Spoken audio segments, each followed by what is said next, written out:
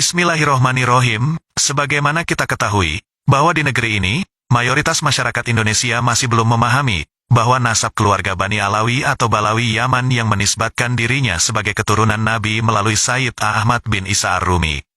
Ternyata, selain gagal secara kajian sejarah dan kitab nasab, juga gagal secara uji genetika tes DNA. Kesimpulannya, menurut data kitab nasab hingga sekitar abad ke-10 Hijriah, baru muncul nama Ubaidillah bin Ahmad bin Isa, yang konon hijrah dari Basra Irak ke Hadramaut. Padahal dalam data dan kesaksian Nakib Irak, Sayyid Ahmad bin Isa tidak pernah hijrah ke Yaman, bahkan makam beliau ada di kota Muktabaro, selatan Baghdad. Hanya berputra 3 orang, yaitu Sayyid Muhammad, Ali dan Hussein, yang ketiganya berketurunan dan membuat nakobah untuk saling mencatat nama keturunannya. Kesimpulannya, tidak ada nama Ubaidillah sebagai anak Ahmad bin Isa. Artinya hal tersebut berarti fiktif dan batal sesuai ilmu nasab. Dan yang lebih tragis lagi di era sekarang, dengan kemajuan teknologi, yaitu ilmu genetika yang sudah lazim, bahwa susunan basa nukleotida dalam DNA kita telah dapat dibaca dengan sangat presisi. Maka menunjukkan, bahwa mereka ini sama sekali bukan bangsa Arab, karena gen ras Arabnya sangat-sangat kecil sekali. DNA adalah molekul yang mengkode sifat genetik suatu organisme. Setiap data dari tiap sel di tubuh manusia tersimpan di dalam DNA. Selain itu, DNA mengatur fungsi dan pertumbuhan tiap-tiap sel. Ketika manusia melakukan proses reproduksi, akan ada penggabungan antara DNA ayah dan ibu. Nantinya DNA ini akan terus diturunkan kepada keturunan selanjutnya, baik pada anak-anaknya, cucu-cucunya, dan seterusnya. Itulah mengapa kita bisa melacak keaslian seorang anak dari DNA ini. Untuk mendapatkan DNA hanya dibutuhkan sedikit sekali sampel. DNA bisa didapatkan di mana saja di seluruh tubuh manusia, rambut, kuku, air liur, dan sebagainya. Yang penting jaringan tersebut mengandung sel, pasti di dalamnya ada denanya. Ketika zaman dahulu kala, banyak orang-orang Timur Tengah mengaku sebagai keturunan Nabi Muhammad.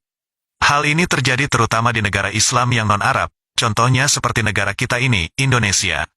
Ketika masa zaman emas perdagangan Indonesia melalui jalur maritim, banyak pedagang dari Timur Tengah datang ke Indonesia. Beberapa di antara mereka ada yang mengaku sebagai keturunan Nabi Muhammad.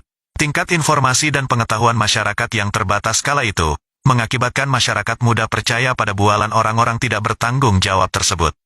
Asalkan berwajah Arab, pandai ilmu agama, dan bisa mengelabui masyarakat, maka sudah dipastikan, masyarakat akan tertipu.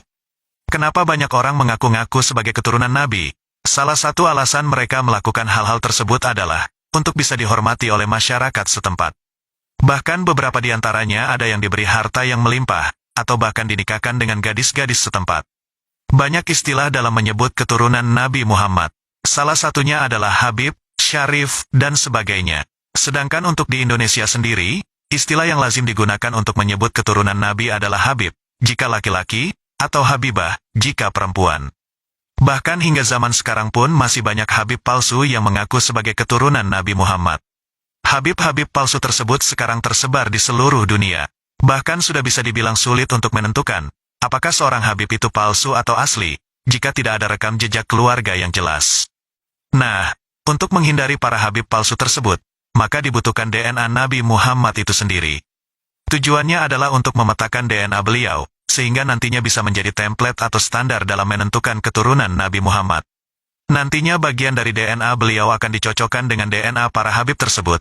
Apakah ada kecocokan atau tidak? Lalu bagaimana mendapatkan DNA keturunan Nabi Muhammad? Para peneliti baru-baru ini memiliki cara dalam memetakan DNA Nabi Muhammad. Caranya yaitu dengan memetakan Y-DNA short tandem repeat dari keturunan Nabi Muhammad yang berada di zaman sekarang, untuk melihat mundur ke belakang. Y-DNA hanya terdapat di laki-laki saja, sehingga pemeriksaan ini dilakukan pada Habib saja, bukan Habibah. DNA dari para Habib asli dikumpulkan dari seluruh dunia, dan dilihat kesamaannya. Setelah itu data DNA tersebut dicocokkan satu sama lain, sehingga nanti menjadi template tunggal untuk menentukan keaslian keturunan Nabi Muhammad. Lembaga Ekman yang dibawa Lembaga Ilmu Pengetahuan Indonesia pernah menampilkan secara terbuka hasil tes DNA salah satu pembawa acara televisi, Najwa Shihab, di mana ras Arabnya cuma sekitar 3%. Dan hal ini sebenarnya bukan barang baru di Timur Tengah sana, karena ketika tes DNA di Family Tretna pada awal tahun 2000-an yang open posting hasilnya dipublish, maka bisa terpetakan bahwa DNA dari keluarga-keluarga zuriyah Nabi yang tersebar di dunia Islam, baik yang dari jalur Al-Hasani maupun Al-Husaini, ternyata telah terdeteksi secara presisi dengan baik. Namun ironisnya, hasil tes DNA, terutama Y-DNA atau kromosom Y, garis DNA garis ayah dari Ba'alawi yang mengklaim keturunan lurus laki-laki ke Ahlil Bait Nabi Muhammad, Imam Hussein bin Ali atau Fatimah binti Muhammad, nyatanya telah gagal total. Sekarang marilah kita tinjau kegagalan mereka di mana. Tes DNA keturunan itu terbagi menjadi dua bagian sebagai berikut. Pertama, autosomal DNA, yaitu meneliti 22 pasang kromosom kita, yang merupakan sumbangan dari 22 kromosom ayah dan 22 kromosom ibu.